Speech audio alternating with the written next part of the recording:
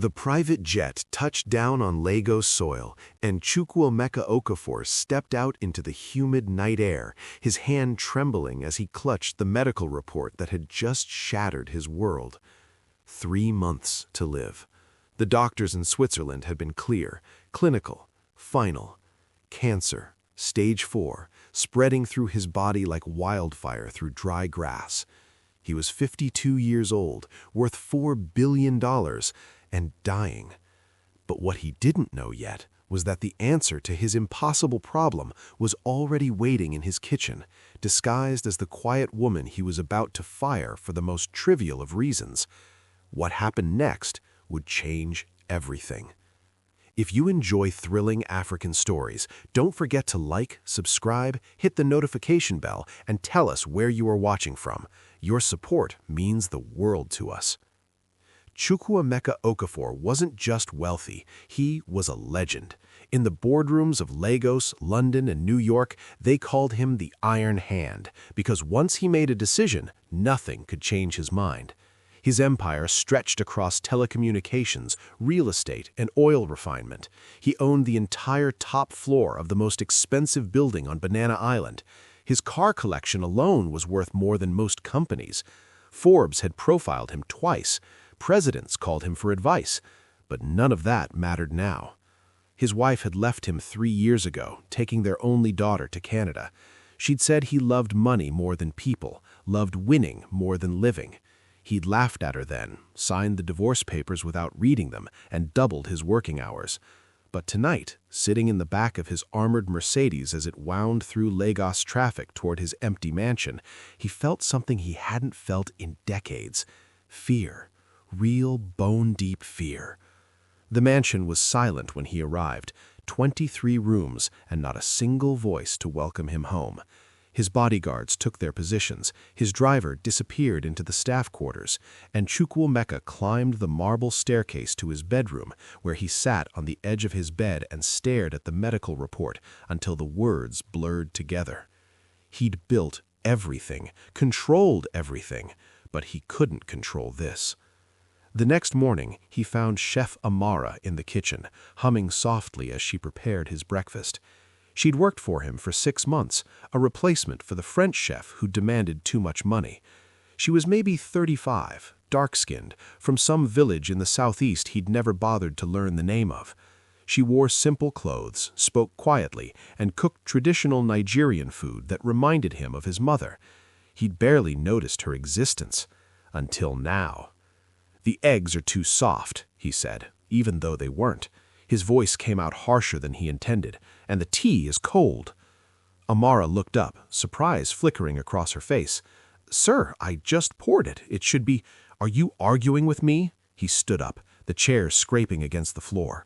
All his fear, all his rage at the universe came pouring out at this woman who had done nothing wrong. "You're fired. Pack your things and leave today." She didn't cry, didn't beg. She just stood there, her dark eyes meeting his with something that looked almost like pity. "Mr. Okafor," she said softly, "I understand you're in pain, but before I go, may I prepare one last meal for you?" He should have said no, should have called security, but something in her voice made him hesitate. Maybe it was exhaustion. Maybe it was the fact that he had nothing left to lose. "Fine, one meal, then you leave." What he didn't see was the small smile that crossed her face as he walked away. That evening, Amara served him a soup. Not the peppery, complex dishes his French chef used to make, just a simple vegetable soup with strange leaves he didn't recognize, served in a clay pot instead of fine china. It smelled of earth and rain and something else, something that tugged at memories he'd buried long ago. His grandmother's compound, Saturday mornings, the sound of mortar against pestle. "What is this?" he demanded. "Just soup, sir, made the way my grandmother taught me." He almost refused to eat it, but hunger won, and he took a spoonful, then another. Then he finished the entire bowl without realizing it, and for the first time in weeks, the constant ache in his stomach eased. Not disappeared, just eased. "You can stay," he heard himself say. "1 more week." Amara bowed her head. "Thank you, sir." He told himself it was just convenient, easier than finding another chef. But that night he slept through without waking, and the nightmares that had haunted him since Switzerland didn't come. The next morning she was there again.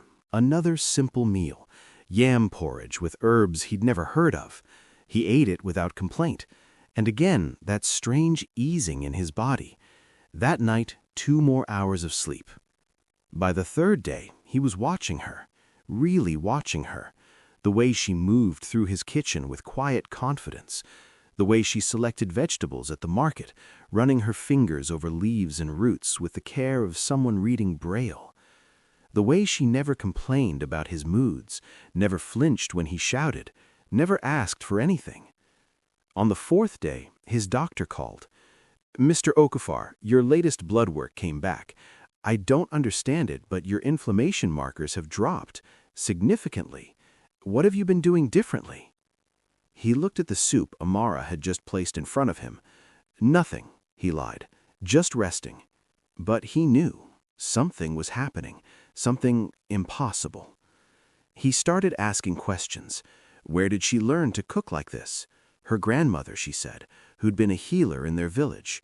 What was in the food? Just vegetables, herbs, things that grew in the earth. Why did she cook this way? Because food wasn't just fuel. It was medicine. It was memory. It was love made visible. Chukwuemeka had spent his entire life believing in numbers, in science, in things you could measure and control. But his body was telling him a different story. Every morning he felt a little stronger. The pain that had been his constant companion began to retreat, not dramatically, but steadily, like a tide going out. After 2 weeks, he could climb the stairs without stopping to catch his breath. After 3, the headache stopped. After 4, he looked in the mirror and saw color returning to his face. His associates began to notice. "Okafor, you look different," one said during a board meeting. "Have you been exercising?" He didn't know what to say. How could he explain that a village woman's soup was doing what Swiss oncologists couldn't? But he was still skeptical, still afraid to hope, so he went back to Switzerland for more tests. The doctors ran everything twice, then 3 times. Finally, the lead oncologist sat across from him with an expression of complete bewilderment. "Mr. Okafor, I don't know how to explain this. The tumors are shrinking. Not quickly, but measurably. Your T-cell count is improving. Your energy markers are better. If I didn't know better, I'd say you were receiving some kind of cutting-edge immunotherapy." "I'm not," Chukwuemeka said quietly. "I'm just eating soup." The doctor frowned. "That's impossible." But it was happening. When he returned to Lagos, he found Amara in the garden behind the kitchen. He'd planted things there, he realized. Bitterleaf, scentleaf, uziza, plants he'd thought were just weeds. She was on her knees in the dirt, her hands dark with soil, and she looked up when his shadow fell across her. "Why?" he asked. The question contained everything. "Why are you doing this? Why are you helping me? Why did you stay when I fired you?" She stood up slowly, wiping her hands on her apron. "My grandmother used to say that when God wants to save someone, he doesn't send thunder from the sky. He sends a quiet person to stand in your kitchen. She told me before she died that I would meet a powerful man who'd forgotten how to live, and that feeding him would be my purpose."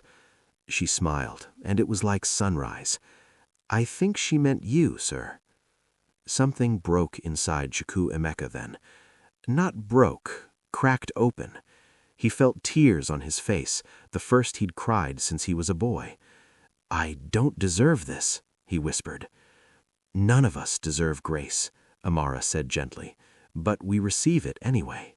That night he couldn't sleep, not from pain this time, but from thinking. He'd spent his whole life accumulating power, believing that money could solve any problem, that influence could open any door. He'd treated people like tools, like means to ends.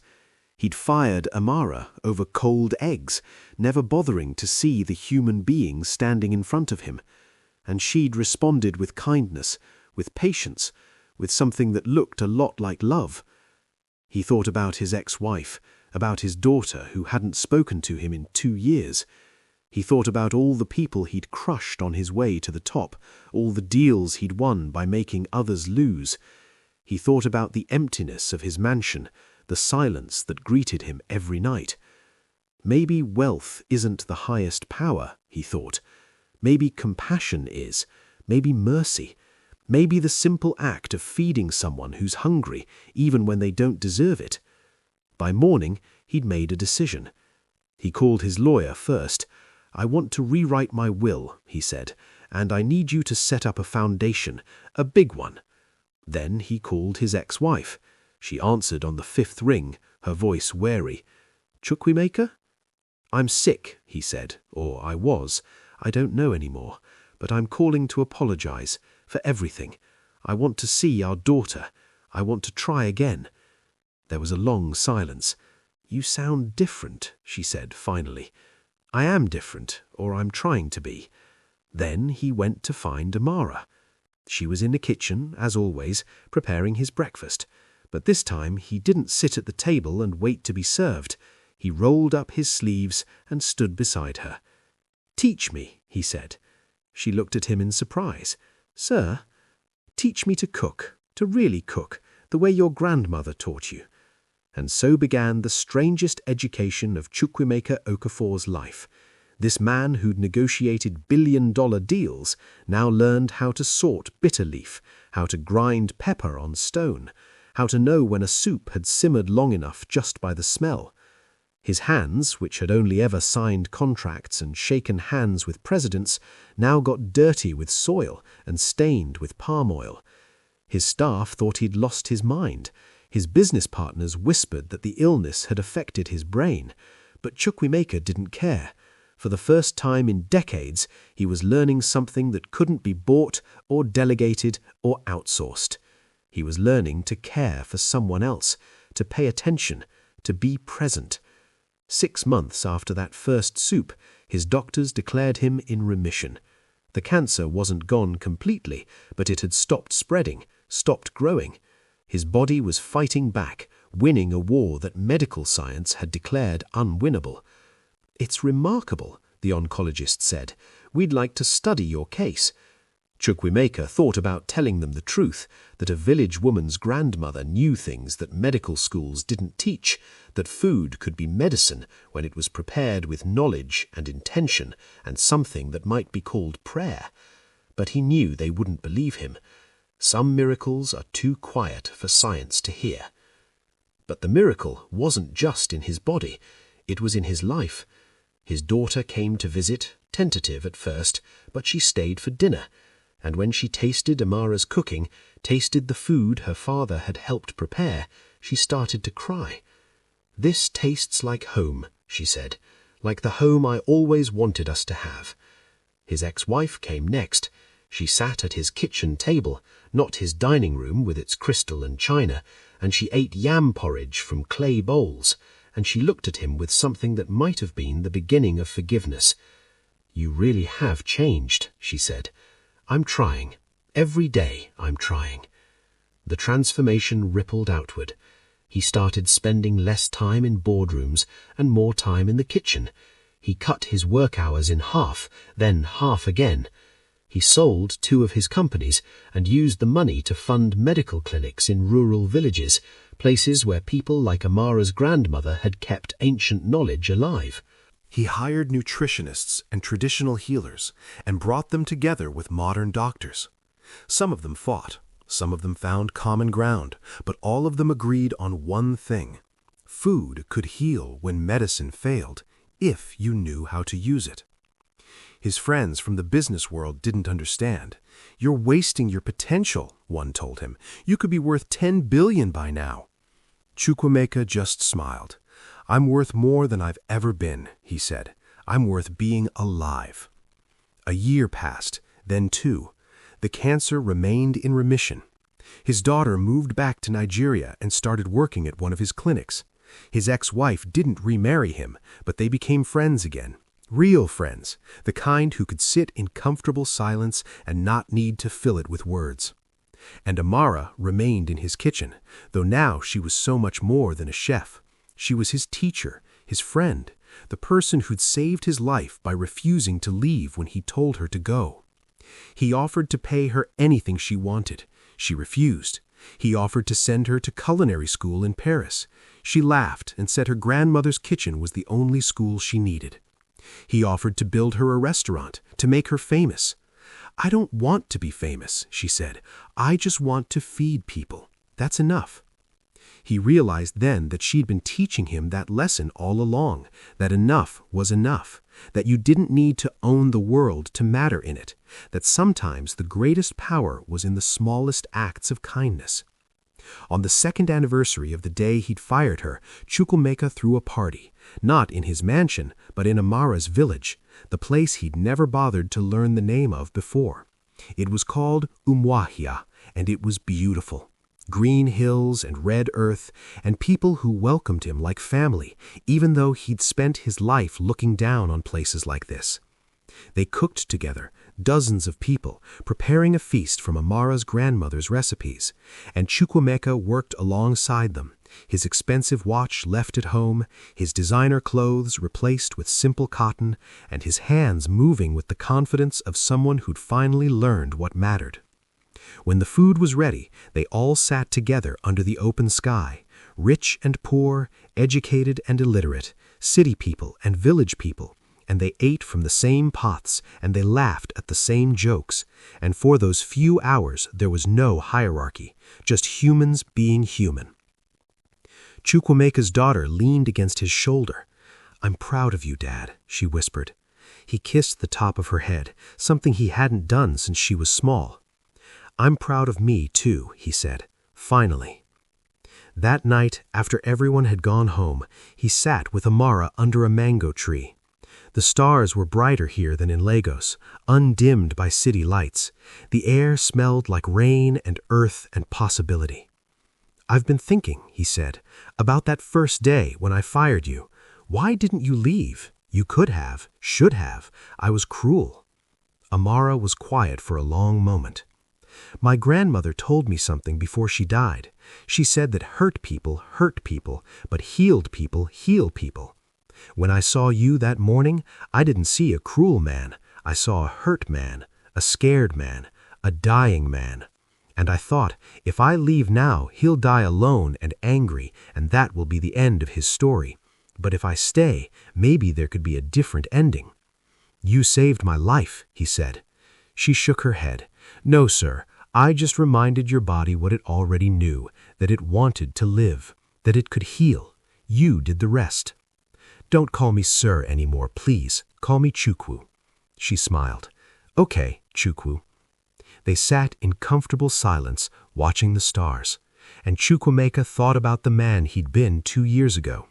That man would have been horrified to see him now, sitting in the dirt in a village, his billion-dollar empire running itself, while he learned to make soup. That man would have called this a waste of time. But that man was dying, and this man, this new version forged in soup pots and humility, was alive. The years continued to pass. Chukwuemeka's cancer never fully disappeared, but it never grew either. The doctors called it stable disease, a stalemate between his body and the illness. They said it was unprecedented. They wrote papers about his case. They still didn't believe him when he told them about the soup. But he didn't need them to believe. He knew the truth. Food was medicine. Kindness was medicine. Being seen, being cared for, being reminded that you mattered, all of it was medicine. He became known for something different now. Not the iron hand, but the changed one. People whispered about his transformation, about how he'd sold his private jet and started taking commercial flights so he could talk to regular people, about how he'd opened his mansion to host cooking classes for sick people who couldn't afford treatment, about how he spent his weekends in villages learning recipes from grandmothers who'd never learned to read but knew things medical schools couldn't teach. Some people said he'd gone soft. Others said he'd found wisdom. He didn't care what they said. He only cared about what he knew, that he'd been given a second chance at life, and he wasn't going to waste it. His business empire continued, but it ran differently now. He hired people from villages like Umuahia. He paid them well and treated them with respect. He funded research into traditional medicine and built bridges between ancient knowledge and modern science. He made less profit than before, but he slept better at night. And every morning, without fail, he went to his kitchen. Sometimes Amara was there, sometimes she wasn't, but he cooked regardless. Simple food, healing food, food made with intention and gratitude and the knowledge that every meal was a gift. One morning, 5 years after that first soup, his daughter brought him news. She was getting married, and she wanted the wedding feast to be prepared the traditional way, with recipes from Amara's grandmother, cooked in clay pots over open fires. "Will you help me cook it? You and Amara?" Chukwuemeka felt his eyes fill with tears. Again. He cried easily now, no longer ashamed of his emotions. "I would be honored," he said. The wedding was beautiful. His ex-wife was there, dancing with her new partner, and Chukwuemeka felt no jealousy, only joy that she'd found happiness. His daughter glowed in her white dress, surrounded by friends and family. And the food was everything.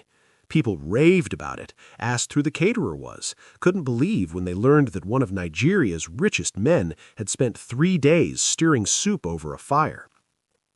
During the reception, a young reporter approached him. She was doing a story on African billionaires and their philanthropy. "Mr. Okafor," she said, "what would you say is the secret to your success?"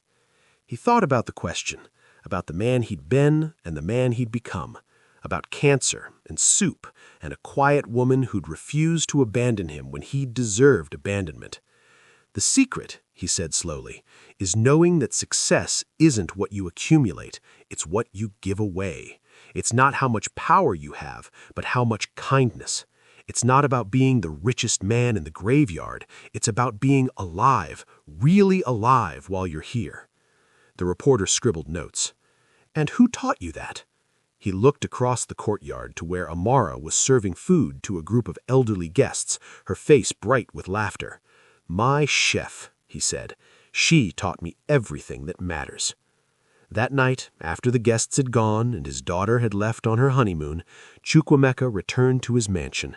It wasn't silent anymore. He'd opened parts of it to live-in students, young people from rural areas who were studying traditional medicine and nutrition. Their voices filled the halls, their laughter echoed in the empty spaces.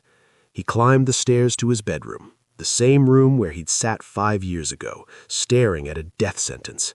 He pulled out that old medical report from his drawer and read it again.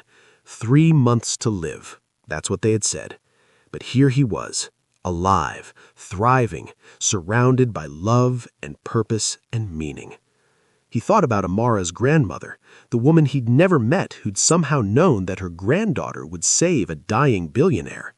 He thought about faith and mystery and the things that couldn't be explained by science or money or logic. And he understood, finally, that life was bigger than his understanding, that miracles happened in kitchens and gardens, that healing came through hands that touched soil and stirred pots and refused to give up on someone who'd given up on himself.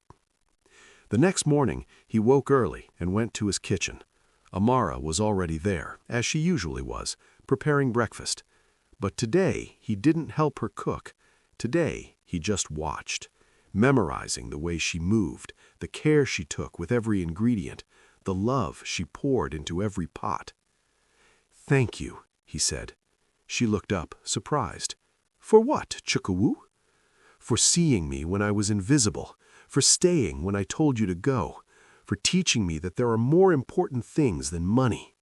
He paused. "For saving my life." Amara wiped her hands on her apron and came to stand in front of him. She was small, this woman who'd changed everything, barely reaching his shoulder. But she looked at him with eyes that held the wisdom of generations. "You saved your own life," she said. "You chose to live. I just made the soup." "No," he said firmly. "It was more than soup. It was grace. It was mercy. It was love made visible." She smiled. "Then I'm glad I could give it to you." They stood there in the morning light, the billionaire and the chef, and between them passed an understanding that needed no words, that she had given him more than food. She had given him back his humanity, his capacity for wonder, his ability to receive what he hadn't earned and didn't deserve. And in return, he had given her what her grandmother had promised, a purpose, a powerful man who'd forgotten how to live, a life saved not with medicine or money, but with patience and presence, and the ancient knowledge of how food could heal more than bodies. It could heal souls.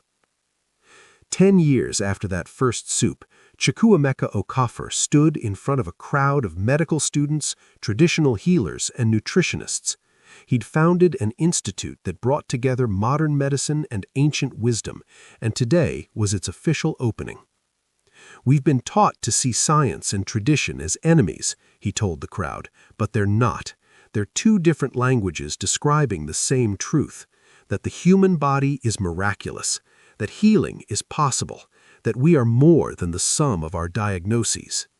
He paused, looking out at the faces watching him, young and old, rich and poor, from cities and villages, all of them here because they believed in what he was trying to do. 10 years ago, I was dying. The best doctors in the world had given up on me, but a village woman with her grandmother's recipes succeeded where they failed, not through magic, not through luck, through knowledge that's been passed down for generations, knowledge we've almost lost in our rush to modernize. He gestured to Amara, who stood at the back of the crowd, uncomfortable with attention, as always. "This woman saved my life, and now, through this institute, I hope we can save others, by learning from both worlds, by respecting both kinds of wisdom, by remembering that healing is an art as much as a science." The crowd erupted in applause. But Chukwuemeka wasn't listening. He was watching Amara, watching her smile with pride and joy and something like relief, because her grandmother's knowledge wouldn't die with her now. It would live on, taught and studied and respected. That night they celebrated with a feast. Of course, everything important in Chukwuemeka's life now happened around food. They cooked together, dozens of them, using recipes from all over Nigeria, from Yoruba land and Igbo land and Hausa land, from villages whose names most people didn't know, but whose grandmothers held secrets in their hands. And as they ate, Chukwuemeka looked around at the family he'd built, not through blood, but through soup, through shared meals and shared purpose, and the understanding that they were all connected, all part of the same story. His daughter was there with her husband and their new baby, a little girl they'd named Ariaze. His ex-wife was there with her partner. Amara was there with her siblings and their children. Students from the institute, healers from remote villages, doctors who'd been skeptical at first but had seen too many miracles to doubt anymore. This was his empire now, not buildings and bank accounts, people, connections, love. Someone started singing, an old Igbo song about harvest and gratitude. Others joined in, and soon the whole crowd was singing, their voices rising into the night sky, carrying prayers of thanksgiving to whoever was listening. Chukwuemeka held his granddaughter in his arms, feeling her small heart beat against his chest.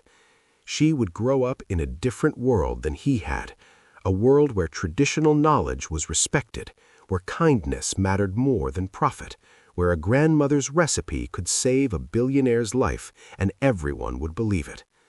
He thought about the trajectory of his life, how he'd climbed so high and fallen so low and been lifted back up by the most unlikely hands, how he'd learned the hard way that the things you can't buy are the only things worth having: peace, purpose, presence, people who see you and stay anyway. Later, much later, when the guests had gone and the feast had been cleared away, Chukwuemeka and Amara stood together in the kitchen one more time. It was where their story had begun, and it felt right to end the day here. "Do you ever regret it? Staying when I fired you? Wasting your time on an angry, dying man?" Amara laughed, the sound like water over stones. Wasting my time? Chukwu, you gave my life meaning. My grandmother's recipes, her knowledge, it would have died with me, but now it will live forever. How could I regret that? I'm still sick, you know. The cancer is still there, still waiting. We're all dying. Some of us just know the timeline better than others. The question isn't how long you live, it's how well. He nodded, understanding. He'd lived well for 10 years now, really lived. Every morning was a gift. Every meal was a celebration. Every breath was borrowed time spent wisely. When it comes back, he said, when it finally wins, will you be there? Will you make me that soup one more time? Amara took his hand, her palm rough from years of work, warm with life. I'll be there, she promised, and I'll make you soup every day until the last day. That's what family does. Family. The words settled over him like a blessing. This woman who'd started as an employee, who he'd fired over cold eggs, who'd refused to leave, she was family now, more than family. She was the reason he was still here. They stood in the kitchen in comfortable silence, watching the moon rise through the window, and Chukwuemeka felt something he'd never expected to feel: contentment. Not happiness, which was too bright and brief, but contentment, which was deeper and lasted longer. He'd been the iron hand, the billionaire who controlled everything.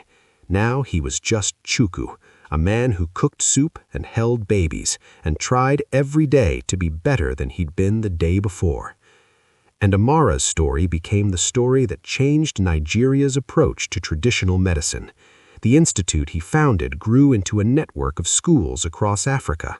Thousands of students learned to honor both scientific and traditional knowledge. Thousands of patients found healing where modern medicine had failed them. But that's not the ending that mattered to Chukwuemeka. The ending that mattered was this. 15 years after that first soup, he sat in his kitchen with his granddaughter on his lap, teaching her how to sort bitter leaf. His daughter was there, and his ex-wife, and Amara, and a dozen other people who'd become his chosen family. The cancer had come back as they'd known it would. The doctors said months, maybe weeks, but Chukwuemeka wasn't afraid. He'd had 15 years he wasn't supposed to have. 15 years of laughter and love and purpose. 15 years of being truly alive. "Tell me the story, Papa," his granddaughter said, "about how Mama Amara saved you." He looked at Amara, who smiled and nodded, and he began to speak, telling the story one more time. About a dying billionaire and a quiet chef. About soup made with ancient knowledge and modern hope. About how he'd learned that the greatest power in the world wasn't money or influence or control. It was the simple act of someone caring enough to stay, to cook, to see your humanity when you'd forgotten you had any. And that's why we always say grace before meals, he told his granddaughter. Because food is never just food. It's love. It's medicine. It's someone saying, "I want you to live," with their hands instead of their words. The little girl nodded solemnly, not quite understanding, but knowing it was important. And Chukwuemeka looked around at his family, at the full kitchen and the full table and the full life he'd built from the ashes of his old one, and he thought, I am the richest man in the world, not because of what's in my bank account, but because of what's in this room. If this story touched you, let us know in the comments. Tell us where in the world you're watching from. Have you ever experienced unexpected kindness from a stranger? Has anyone ever refused to give up on you when you'd given up on yourself? Share your stories below. And if you enjoyed this thrilling African tale, don't forget to like, subscribe, and hit the notification bell. Your support means the world to us. Stay kind, stay strong, and keep watching. Because the most powerful stories are the ones that remind us that we're all connected, all capable of saving each other, all just one act of kindness away from everything changing.